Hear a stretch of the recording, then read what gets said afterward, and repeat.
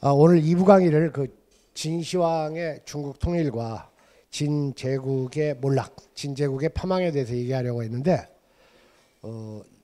오늘 못할 것 같아요. 시간이 지금 시간이 한 40-50분밖에 여유가 없는데 사실 제가 준비해온 강의는 한 3시간 내지 4시간짜리입니다. 그러니까 오늘은 앞 시간에 좀 너무 진지했으니까 진시황 이야기 중에서, 그리고 우리가 진시황의 이야기를 이해하기 위한 배경 지식과 그 다음에 진시황의 아버지가 누구냐, 이 문제가 중국 역사학계 2000년의 그 숙제예요. 미스터리입니다. 그래서 그걸로만 논의를 해도 충분히 50분이 40-50분이 될 것 같습니다. 그러니까 강의가 너무 길지 않으니까 좀 겁먹지 말고 그냥 잘 듣기 바랍니다. 그래서 오늘은 이 제목을 좀 가볍게 바꾸어 가지고 이 진시황 친자 확인 소송으로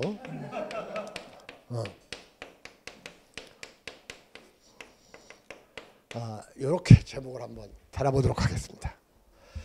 여러분들 친자 확인 소송은 다른 말로 바꾸면 친부 확인 소송이에요. 그죠? 친모 확인 소송은 있어요, 없어요? 왜 없어요? 확실하니까, 뻥 나니까, 그냥 거기서 증명이 되니까. 그러니까 아버지가 누구냐, 나를 키운 아버지냐, 아니면 옆집 아저씨냐, 이런 문제가 이제 그리고 이건 이 문명화된 사회에서 다 있는 거예요. 외국의 경우, 서양의 경우에는 더 많았어요. 비문명화된 사회에서는 이런 건 문제되지 않습니다. 아버지라고 하면 아버지인 줄 알아, 이걸로 끝나요. 그거. 그러니까 이제 항상 이제 아버지가 문제가 되는 거예요. 그래서 과거 그 우리 역사에서, 최근 현대사에서 그 강변사론가요? 거기서 그 피살된 정인숙 여인의 그 아들이 아버지가 누구냐? 뭐 이런 문제가 한국 사회에서 많이 거론됐었죠. 그리고 그 김영삼 대통령도 이런 문제가 있고, 아마 또 뭐 이런 문제는 말씀드리기가 좀 뭐하는데, 이제 노출된 것만 가지고 얘기하면 적지 않은 분들이 좀 이런 게 있는 걸로 알아요. 자, 그런데 그 전에 먼저 좀 배경이 되는 이 이야기에 들어가기 앞서서 우리가 사마천의 사기를 읽거나 중국의 춘추전국 시대나 진한 시대, 진한이라는 건 무슨 시대입니까? 진나라와 한나라의 시대죠. 그러니까 중국 역사는 크게 대별을 하면 선진시대, 진나라 이전의 시대, 그리고 진나라 이후 통일시대, 이렇게 크게 나눌 수가 있어요. 그래서 먼저 이 중국이라는 곳은 뭐 복잡하게 지명을 다 할 필요는 없어요. 우리가 그 중국의 고대사를 이해하는 데는 아주 간단한 거, 일단 2개의 도시를 좀 알 필요가 있습니다. 하나는 낙양이에요. 낙양, 루어양이라고 발음을 하죠. 하나는 낙양이고, 하나는 우리가 10월 8일 날 도착할 서안입니다. 서안인데 이 서안의 이름이 엄청나게 많은 거 알죠? 일단 중국식 발음으로 하면 이제 시안이고 이건 라양인데, 이 서안이라는 도시는 중국에서 가장 역사와 전통이 유구한 도시입니다. 그리고 이 도시 좋아요. 저 남쪽으로 가면 대단히 문명화되어 있고 현대화되어 있고, 중국에서 커피 맛이 가장 좋은 도시가 또 서안이에요. 그러니까 역시 그 전통에 충실하는 사람들이 새로운 것도 또 잘 받아들여요. 그리고 도시도 멋집니다. 근데 이 서안이라는 곳이 가장 오래된 이름은 호경이란 말 들어봤죠? 호경. 호갱 아니고 호경인데 호경은 뭘 얘기합니까? 경자가 들어갔으니까 수도란 뜻 아닙니까? 여러분 주나라 알죠? 주나라의 전반기가 서주시대고 주나라의 후반기가 동주시대인데 이 둘 중에 어느 쪽이 서쪽이고 어느 쪽이 동쪽이에요? 지금 내가 지도는 안 그렸지만 서안과 낙양을 얘기했을 때 어느 쪽이 서쪽이고 어느 쪽이 동쪽인지 정도는 알아야 돼요. 감히. 그죠? 어느 쪽이 서쪽이에요? 왜 서안이 서쪽입니까? 서자요? 그럼 중국을 우리가 중국 지도를 본다고 할 때 이 두 도시는 알아야 돼요. 그래서 주나라 때 전반기 수도가 호경입니다. 호경. 그리고 얘들이 서융, 융족에게 밀려가지고 낙양으로 이제 수도를 옮겨가요. 이걸 동주시대라고 해요. 거기가 낙양입니다. 그러니까 이 낙양은 주나라를 상징하는 도시가 됐어요. 이 시안보다도. 그리고 진시황. 진시황이 수도로 삼은 곳이 어디예요? 여러분 진시황의 아방궁 들어봤죠? 아방궁이 어디에 있어요? 함양에 있죠? 그 함양이 시안과 겹쳐요. 그러니까 우리가 이번에 그 여기 서안에 가면 서안 교회로 가면 그 병마용갱하고 진시황릉을 보게 되거든요. 그게 다 함양, 시안 같은 곳이에요. 그러니까 게다가 우리가 이 서안은 주나라 초기 주나라의 수도임과 동시에 진나라의 수도인 함양과 겹치고 그 다음에 이 시안이 가장 국제적인 도시가 된 것은 당의 수도로서 시안이죠. 당의 수도일 때 시안은 인구 100만을 자랑하는 세계 제1의 도시였습니다. 그리고 이 도시에는 5개 이상의 종교사원이 다 공존하고 있었습니다. 이렇게 다양하고 관용적인 것이 제국의 특징이에요. 그리고 이제 이게 이제 낙양과 시안이 있으면 여기에 중국의 이제 강을 얘기 안 할 수가 없는데 강이 여기서 이렇게 흐르다가 이렇게 해가지고 산동반도 위로 빠지는 강이 있어요. 이게 무슨 강입니까? 이게 황하예요. 황하. 황하가 이렇게 됩니다. 그러니까 이 시안과 로양, 서안과 낙양은 바로 이 황하와 이런 관계입니다. 황하가 있고 그 다음에 이 아래쪽에 흐르는 강이 이렇게 있죠. 고발탕 해가지고 발원지는 비슷해요. 발원지는 여기 다 티벳고원에 지금으로 치면 청해성 있죠. 청해성. 나중에 여러분들 이런 데도 다 가볼 필요가 있습니다. 이 시안에서 해가지고 막 비단길 가가지고 저 둔황까지 가는 코스도 우리가 이제 한번 가볼 생각인데 이 발원지는 둘 다 청해성이에요. 티벳고원에서. 그러니까 이게 무슨 강입니까? 한국에서는 양자강이라고 하는데 장강이라고 하죠. 장강. 창강이라고 하고 이제 황하는 황허라고 발음을 하는데 장강이고 이 장강과 황하의 중간쯤에 있는 좀 이 강이 이제 회수.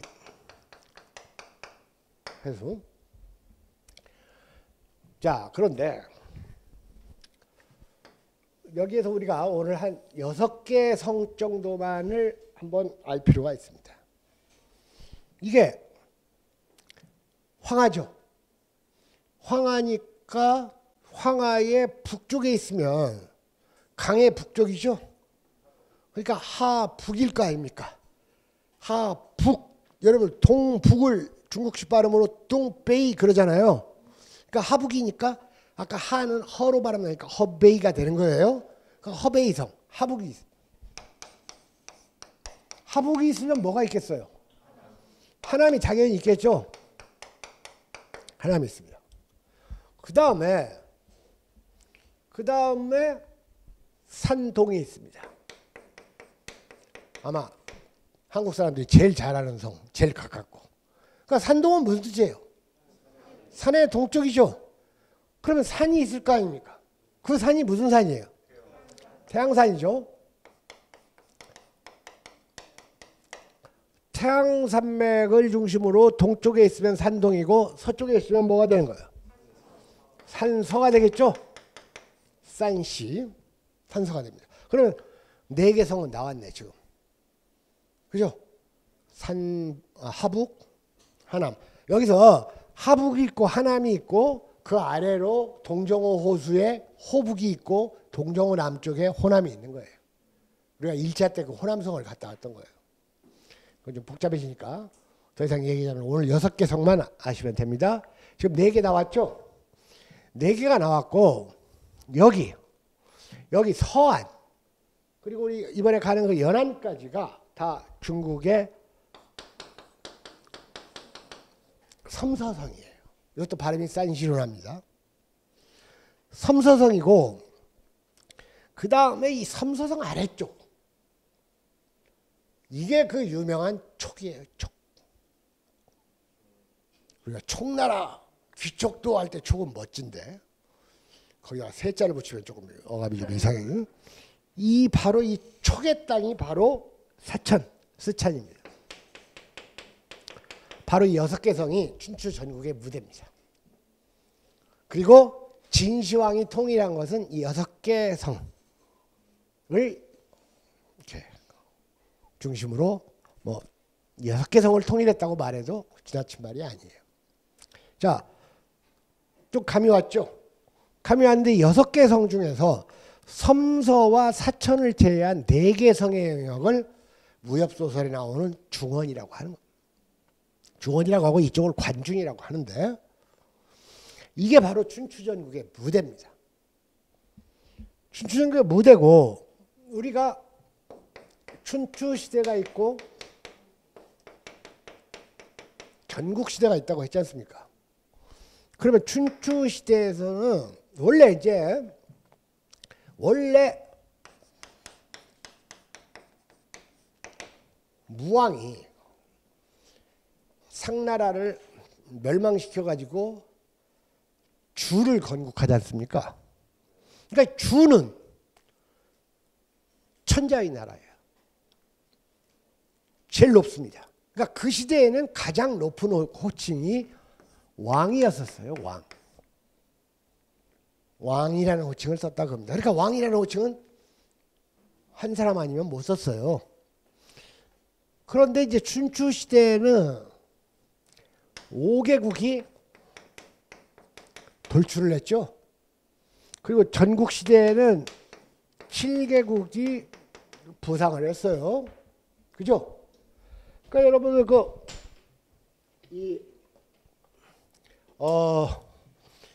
전국 시대에 부상했던 7개국 이게 춘추 시대에 부상했던 5개국보다 좀 우리한테 쉬워요.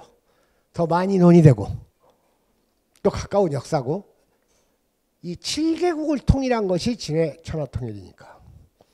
그러니까 바로 조금 복잡합니까 지도가? 바로 여기를 중심으로 하고 있었던 나라가 바로 이 진나라인 겁니다. 그러니까 진나라는 외부 세력이라는 말도 가능해요. 중원의 입장에서 볼 때는. 그렇겠죠? 진나라예요. 그러니까 우리가 이 중국을 놓고 볼 때 이 장강 아래의 나라가 초나라가 있지 않습니까? 그 다음에 제일 꼭대기에 있는 나라가 있어요. 그렇죠. 옛나라입니다. 그 다음에 이제 여기 맨 동쪽에 있는 나라가 있어요. 이게 뭘까요?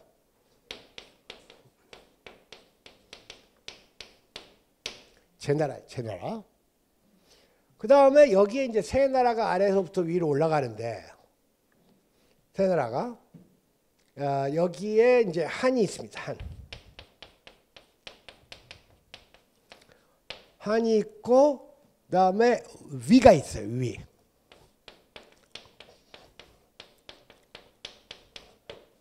위. 그 다음에 이제 조나라가 있습니다. 조. 바로 이 빨간 글씨로 쓴 7개 나라. 이게 7개국. 이게 7개국이고, 그 다음에 춘추 5개국은 7개 중에서 2개만 공유를 해요.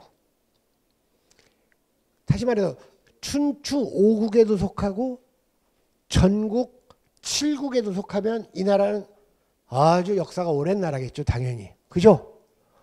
이 둘 다 춘추 7개 강국이면서 전국 7개 강국이면서 춘추 5개 강국에 속하는 두 나라가 초나라하고 제나라예요. 초나라하고 제나라. 그리고 여기 조위한, 이 조위한 이 세 나라 있죠. 이 세 나라는 하나의 나라에서 형제끼리 나눠 먹은 거예요. 그 하나의 나라가 대단한 강국이었습니다. 강국이었으니까 셋으로 나눠져가지고 이 세 나라가 다 나름대로 한 몫씩 했을 거 아닙니까? 이 한 나라도 약해 보이지만 그렇지 않습니다. 여기서 맹활약한 것이 그 손빈이에요. 손빈. 예. 그러니까 바로 이 세 나라는 원래는 한 나라에 있었어요. 진나라 들어봤죠? 이진. 한자가 다르죠? 이게 아주 강대국입니다. 이게 진나라가. 강대국이고 이 제나라도 이게 대단히 이거 말하자면 이 중에서 귀족 나라예요. 그러니까 여러분들 아까 내가 얘기했듯이 제나라 환공의 관중. 이 관중이 공자보다 100년 전 사람인데 제나라 환공의 제나라 환공 때의 관중의 세트가 춘추 시대의 가장 강국을 만드는 개혁과 이 통치, 놀라운 통치를 이뤘던 나라예요. 그리고 우리가 이제 이런 나라들 다 들어봤어도 또 있어. 우리 기억 속에. 지금 전국시대 7나라 내가 얘기했죠. 그리고 춘추시대의 두 나라는 제나라고 초나라고. 그럼 나머지 3개가 있어야 될 거 아니에요. 그죠? 나머지 3개 중에 하나 나왔습니다. 여기 진나라. 그럼 나머지 2개가 뭘까요? 그러니까 우리들 기억이 따로 노는 거예요. 여러분들 5월 동주란 말 들어봤죠? 5월 동주. 그 오나라 월라예요. 오나라 월라라. 여기 초나라 옆쪽으로 바다 쪽으로 이 오나라하고 월나라 해가지고 이게 이제 춘추 5국. 춘추 5국은 제나라, 초나라, 진나라, 오나라, 월나라고. 전국 7국은 진, 초, 연, 제, 한, 위, 조가 되는 겁니다. 이해되셨습니까? 그러니까 위치만 한번 대충 이렇게 보시면, 자, 그런데 또 우리가 들어본 나라가 있어. 그럼 걔는 뭐냐? 공자가 어느 나라 사람입니까? 노나라 사람이죠. 공자가. 공자가 노나라 사람. 그러니까 노나라하고 제나라는 족보로 따지면 제일 조선시대 식으로 얘기하면 양반 족보를 갖고 있는 나라가 노나라하고 제나라예요. 왜냐하면 아까 이 주무왕이 봉건국 왕이었잖아요. 왕은 한 사람이라고 그랬죠. 그럼 이런 나라들의 최고 지도자는 다 뭐라고 했어요? 공이라고 했었어요. 공. 그랬다가 이제 이것들이 다 이제 세력이 커지고 그러니까 나도 왕이다, 나도 왕이다 해가지고 다 왕으로 이제 이름을 바꾸잖아요. 전국 시대에. 다 이름을 바꾸니까 다 이름 바꾸는 애들을 다 통합하니까 진시황이 내가 이 새끼들하고 똑같이 왕자 써야 되겠어 해가지고 황제로 바꾸는 거예요. 올리는 겁니다. 그러니까 원래 왕이라는 건 이 봉건 시대는 최고 그 천자 하나만 있는 건데 내가 왜 노나라하고 제나라를 족보가 좋은 나라라고 하냐면 주나라 무왕이 통이라고 하고 그 다음에 여러분들 공자가 제일 존경한 사람이 누구죠? 주공이죠. 주공. 주공은 왕의 동생이자 다음 왕의 작은아버지예요. 근데도 그리고 실력도 제일 있었고 권력도 제일 컸고 근데도 왕위를 탐하지 않고 자기 조카를 지극정성으로 보좌해가지고 주나라를 수성하게 만들었잖아요. 그러니까 우리나라 수양대군하고 반대되는 인간이 주공이라고 보면 돼요. 근데 이 주공을 공자가 제일 존경을 했어요. 그 이유는 어디에 있을까요?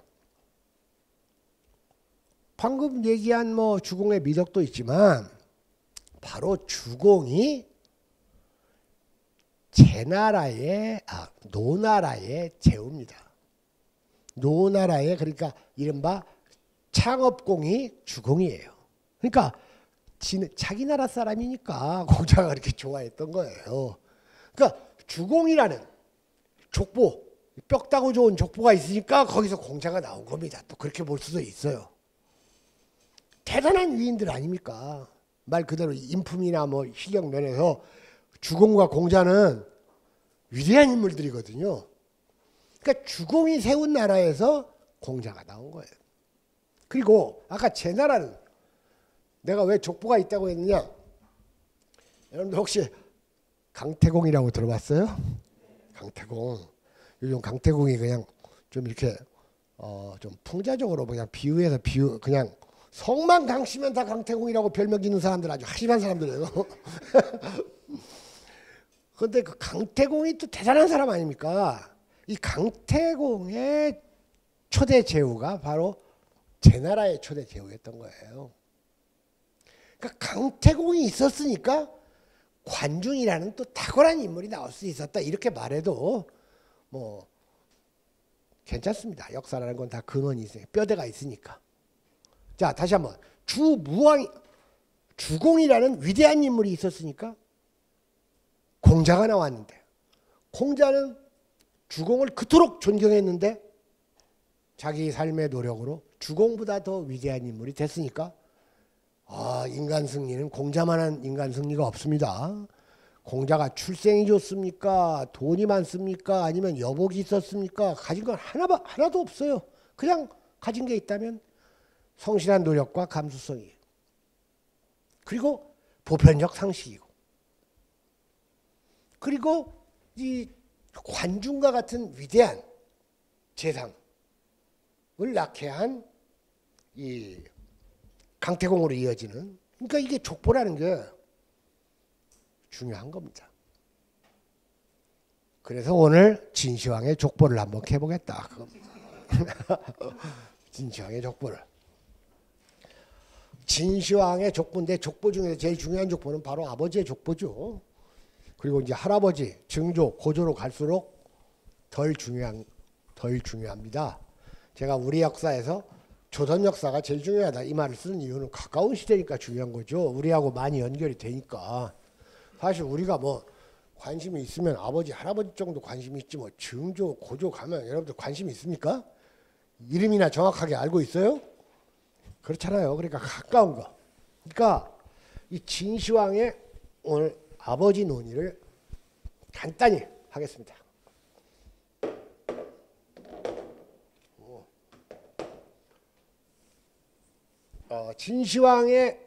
진시황은 아예 아버지가 누군지를 모르면 이런 논의가 안 생기죠.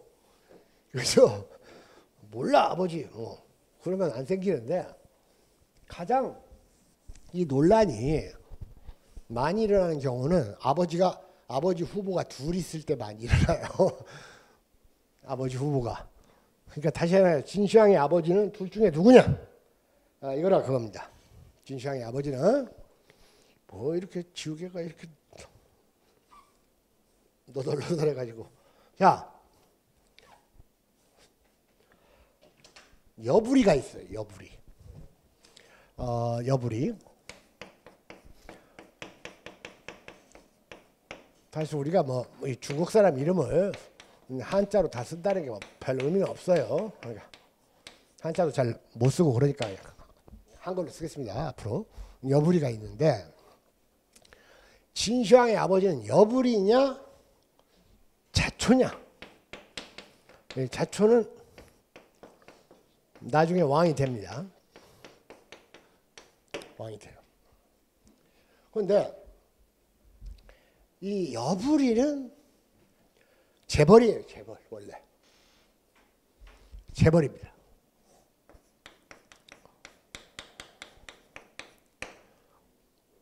얘가 이제 저희 아버지한테 아빠 농사를 지으면 얼마나 남아요? 많이 남으면 10배 남는다. 그러니까 장사를 하면 얼마나 남아요? 100배 남길 수 있다. 정치를 하면 얼마가 남지요? 그러니까 그건 헤아릴 수가 없다. 이렇게 아버지가 이제 자문을 해줘요. 그러니까 농사는 10배, 장사는 100배, 그 다음에 정치를 해서 한 나라를 세우면 몇 배 남습니까? N배가 남는다는 거예요. 그러면 내가 이 장사를 해서 이제 돈은 벌었으니까 정치에 한번 베팅을 해야 되겠다. 이런 생각을 했습니다. 이때가 이제 그 전국시대예요. 해가지고 다음에 왕이 될 만한 자격이 있는 사람, 누구도 거들떠보지 않지만 왕이 될 만한 사람을 내가 하나 찍어가지고 전폭적으로 스폰을 해서 왕을 만들면 되지 않겠느냐 하는 생각을 하는 겁니다. 뭐 할 수 있겠죠. 이제 요즘 말로 뭐 킹메이커란 말이 있는데, 그 노력이 정말 주도면밀하고 성심과 전력을 다해요. 그런 걸 보면 우리가 이거 비범한 사람입니다. 이때 보니까 진나라가 있었고, 그 다음에 아까 여기에 조나라가 있었죠. 조나라도 아주 강국이었어요. 실제로 이 육국 통일할 때 진나라를 멸망시킴으로써 이 육국 통일이 거의 이루어졌다고 볼 정도로 군사적 강국인데, 그 당시에는 서로 이렇게 볼모, 인질들을 교환하는 게 하나의 예였었어요. 예.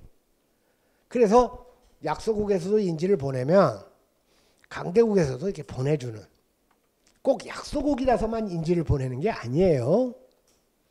왜냐면 고려 때 몽고 애들한테, 몽고 애들이 유일하게 그 정권을 인정했던 나라가 고려예요. 정권의 형식적 권위를 인정해 줬잖아요. 왜? 자기 딸들을 보냈으니까.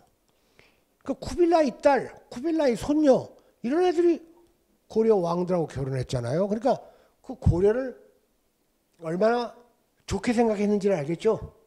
고려가 문명국이고 예의국이기도 했지만, 그 사람들은 이 몽골 사람들이나 이 고려 사람들이나 같은 핏줄이라는 걸 알고 있었던 거예요.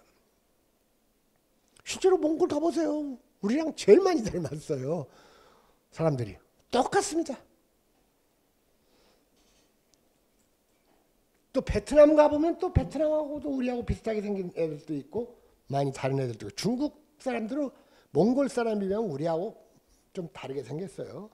오히려 우리하고 비슷하게 생긴 사람들은 몽골하고 일본에 좀 많아요. 근데 이제 그 얘기는 좀 딴 얘기고, 그래서 이 조나라에 이 자초가 인질로 가 있었어요. 인질로 가 있었는데, 그러면 그 당시에 자초는 왕손은 왕손인데 어떤 왕손이냐? 이 안국군이 태자입니다. 안국군이 태자인데 이 태자의 아들이 많았어요. 근데 다 서자예요. 그러면 뭡니까? 본부인의 소생은 없었다는 뜻이에요. 본부인과의 사이에는 아들이 없었다고 합니다. 그러니까 다 서자예요. 그러니까 자초도 태자의 서자 중에 하나예요. 태자의 서자 중에 하나인데 이게 인지를 가더라도 사람이 좀 별 볼 일 없으면 인질로 뽑히는 거예요. 물론 인질로 가면 또 공을 세운다는 의미도 있었지만 누가 인질로 가고 싶겠습니까? 그러니까 돈이 많거나 실력이 좋으면 자기가 가기 싫으면 안 가는 건데 돈도 없고 실력도 없으면 인질로 가죠. 그런 자초예요.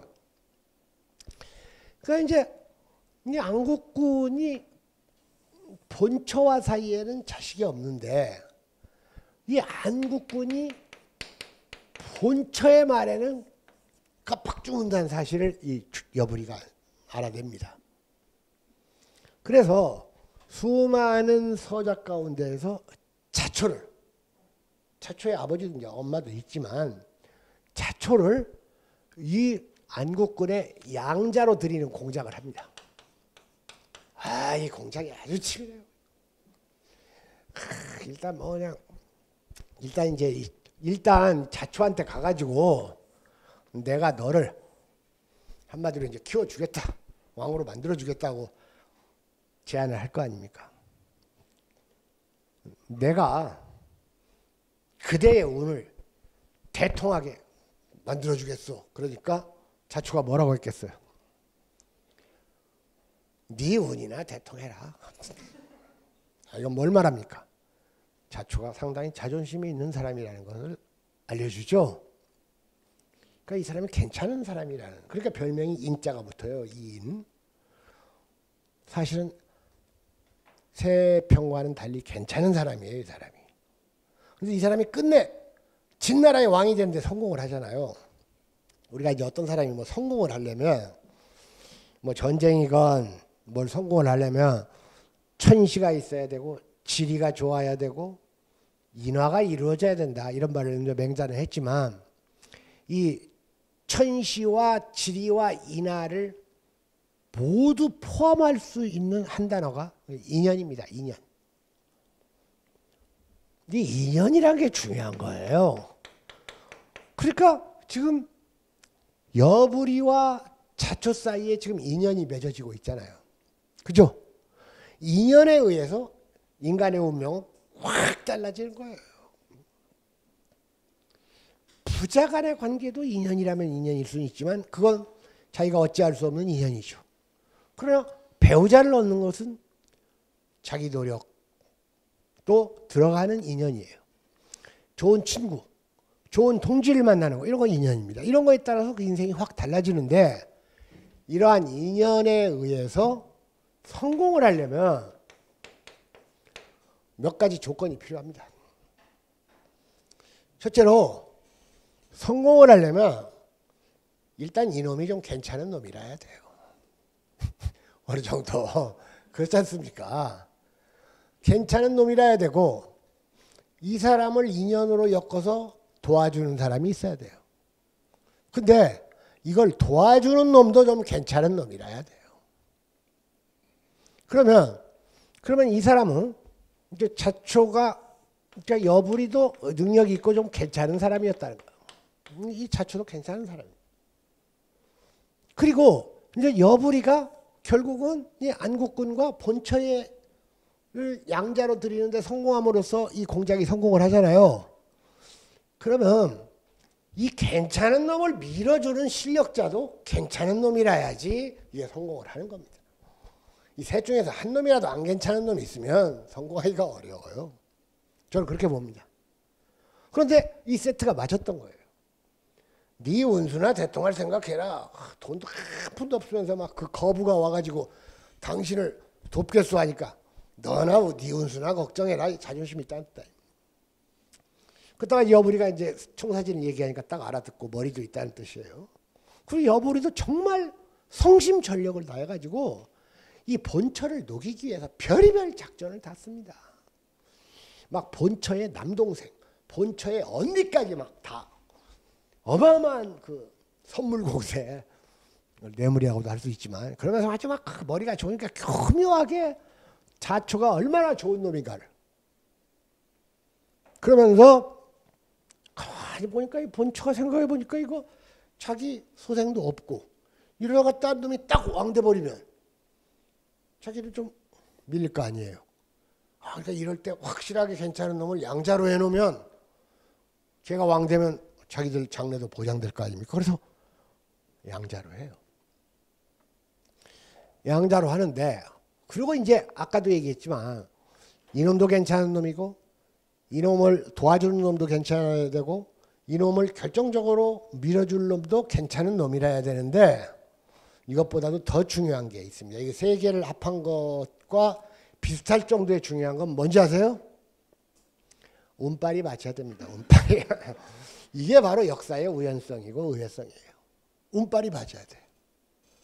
그러니까 여부리의 공작대로 안국군이 전 왕이 죽으니까 안국군이 태자니까 왕이 됩니다. 그러니까 안국군이 왕이 됐어요. 자 그러면 안국군의 양자로 들어갔잖아요. 근데 안국군이 너무 오래 살면 얘 왕 못 돼요. 옛날부터 태자가 먼저 죽는 수도 많아요. 지금 영국 보세요. 그 영 아줌마가 그냥 계속 지고 있으니까 지금 찰스가 뭐 지금 70대 중반이죠. 언제 죽을지 몰라요. 그러니까 운빨이 맞아야 되는데 이 안국군이 왕이 되고 나서 3일 만에 죽습니다. 3일 만에 죽어요. 그러니까 이것도 운빨이라면 운빨이죠. 그러니까 당연히 누가 왕이 됐겠어요? 자초가 왕이 되죠. 자초가 바로 장량왕이에요. 자초가 장량왕인데 이 장량왕의 아들이 지금 진시황입니다. 그런데 진짜로 또 운빨이 좋은 건 장량왕보다 진시황이에요. 왜냐? 장량왕도 3년 만에 죽어요. 3년 만에. 그러니까 왕 둘이 3년 3일 만에 바뀌어가지고 진시황이 왕이 된 거예요. 그것도 13살에.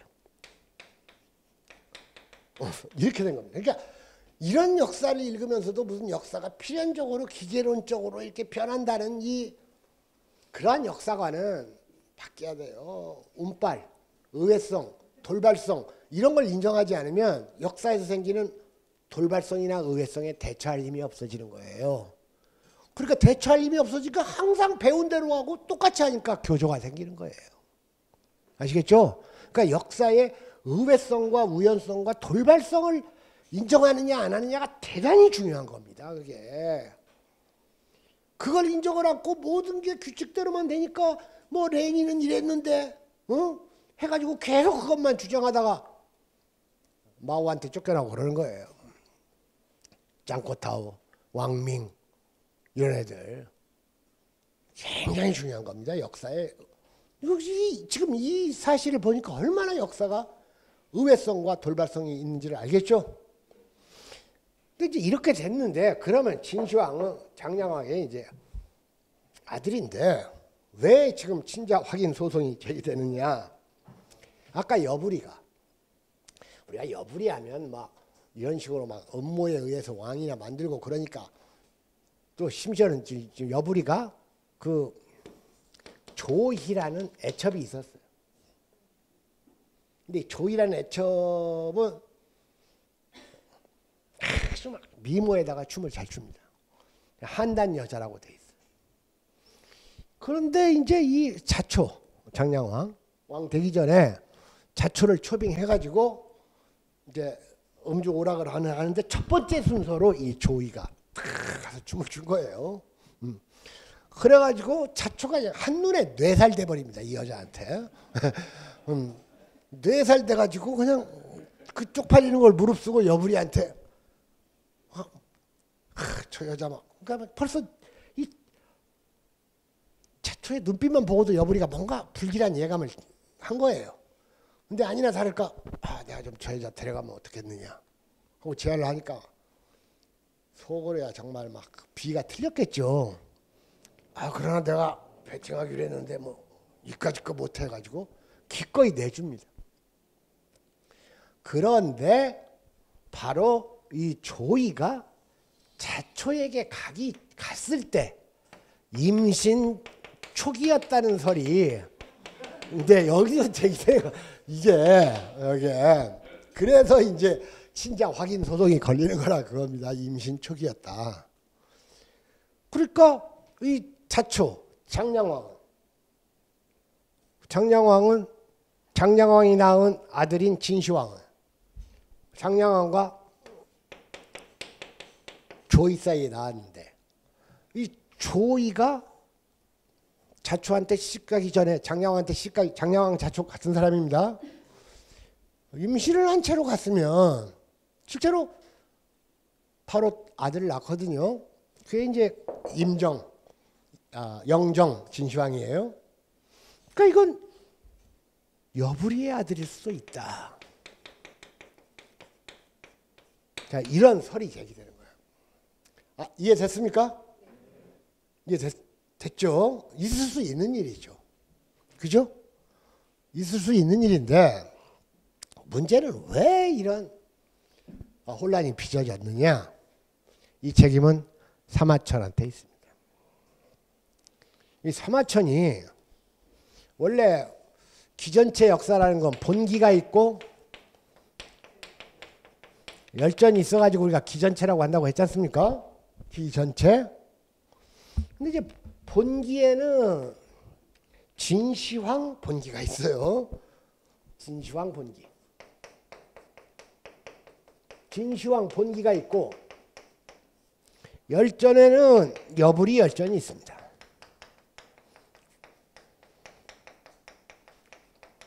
그런데 여부리 열전에는 아주 뭐 그럴듯하게 육가 원칙을 만들어 가지고 조이가 자초한테 갈 때 임신한 상태로 갔다. 그러고 나서 아들을 낳았는데 그가 영정 진시황이다. 이런 기록이 육하 원칙에 의해서 나와요. 그러니까 사마천의 사기가 상당히 권위 있는 역사서로 중국에서도 인식이 됐어요. 그렇기 때문에 그 후대에 나온 권위 있는 역사서인 반고의 한서. 이 반고의 한서는 여러분 사마천의 사기가 기원전 90년, 반고의 한서가 기원 후 90년에 가지고 180년의 차이가 있습니다. 반고의 한서. 그리고 중국 사서에서 가장 권위가 있다는 사마광의 자치통감에서도 진시황은 여부리의 아들이다 라는 사마천 여부리 열전에서를 수용을 해요. 문제는 여부리의 아들이라는 역사서만 있으면 그런 역사서만 있으면 이런 논쟁이 안 생겼겠죠.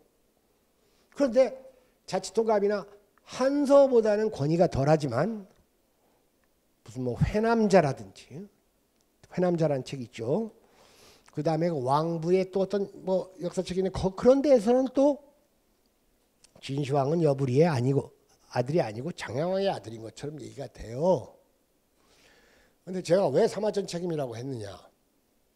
이 사마천은 여부리 열전에서는 진시황이 여부리의 아들임을 아주 그럴듯하게 육하 원칙에 언제 어디서 누가 어떻게 외식으로 얘기를 해놓고 진시황 본기에서는 아주 단호하게 진시황 영정은 장량왕의 아들이다 하고 딱 못 받고 있어요. 그러니까 이게 지금 내 책임이 사마천한테 있다 그겁니다. 그러니까 중국에서는 한나라, 당나라, 송나라 때까지는 진시황이 여부리의 아들이라는 설이 우세했어요.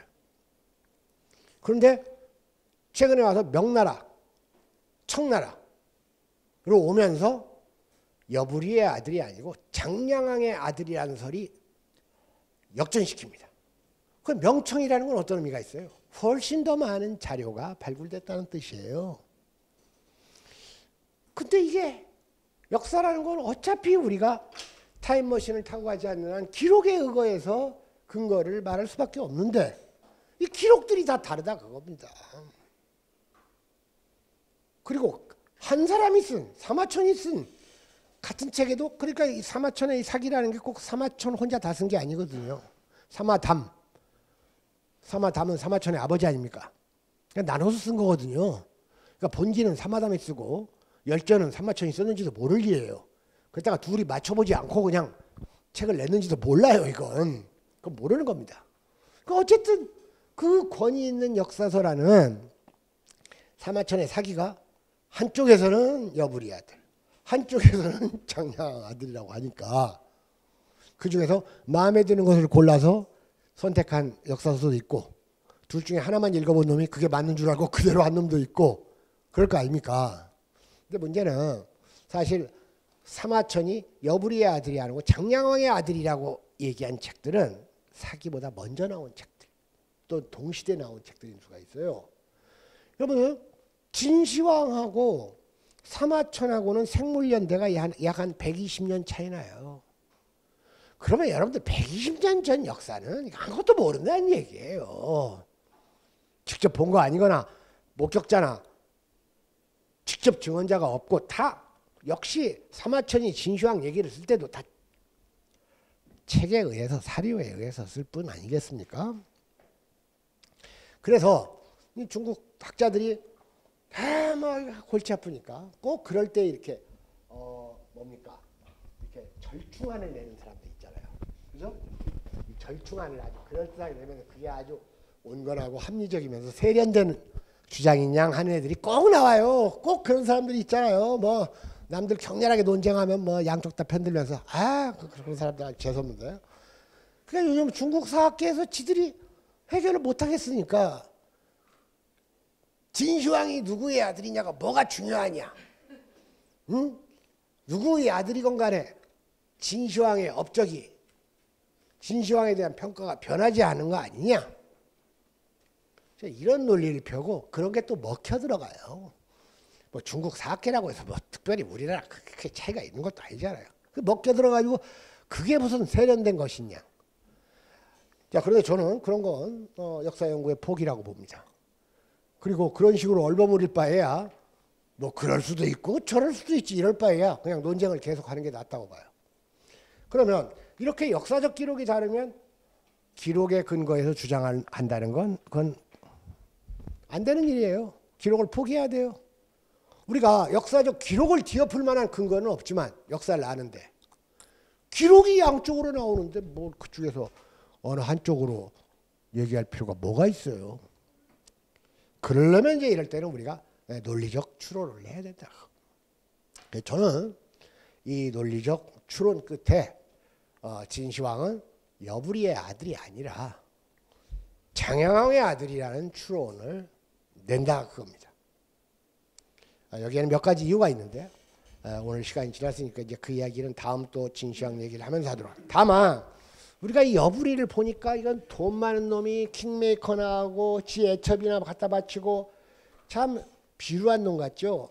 대단한 능력자입니다. 이 여부리가 진시황이 이렇게 되니까 승상을 했거든요. 당연히 자기가 킹메이커 했으니까 그 킹이 돼가지고 승상을 시켰죠. 승상시켰고 진시황이 13살에 왕이 됐으니까 계속 승상 노릇을 하면서 이 사람이 쓴 여시춘추라는 책이 어마어마한 책입니다. 그리고 이 사람이 거느렸던 식객이 3,000명이에요. 3,000명을 먹어 살리면서 다 접대했던 사람이에요. 보통 사람. 그리고 여부리가 법가의 아주 능력자입니다.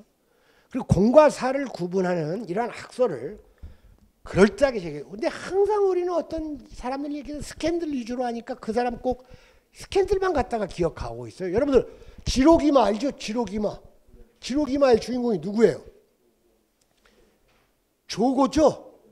그러니까 막 무슨 조국이 밉다고 해서 막 조국이 조고의 후손이라고 해요. 성이 달라요. 성이 조나라 조자하고 이 조자하고 다른데 조조할 때 조자하고. 그러나 조고도 말입니다. 그 지록이마 대단한 문자학자예요, 여러분들. 그런 걸 같이 봐야지 그런 것들이 실감나게 보입니다. 우리가 이런 것들을 꼭 같이 봐야 됩니다. 근데 이제 그 유가적 전통에서 그냥 유가 아닌 사람들은 다 그냥 페류나처럼 만들어버리는 이런 그 현상이 있었고, 그걸 가장 극단적으로 받아들인 게 조선 왕조예요. 예, 그런 관점에서 이제 추론을 하는데, 몇 가지 추론은 제가 다음 시간에 이제 진시황 얘기를 종합적으로 할 때 보충해서 하도록 하겠습니다. 오늘 강의는 여기서 마치겠습니다. 수고했습니다.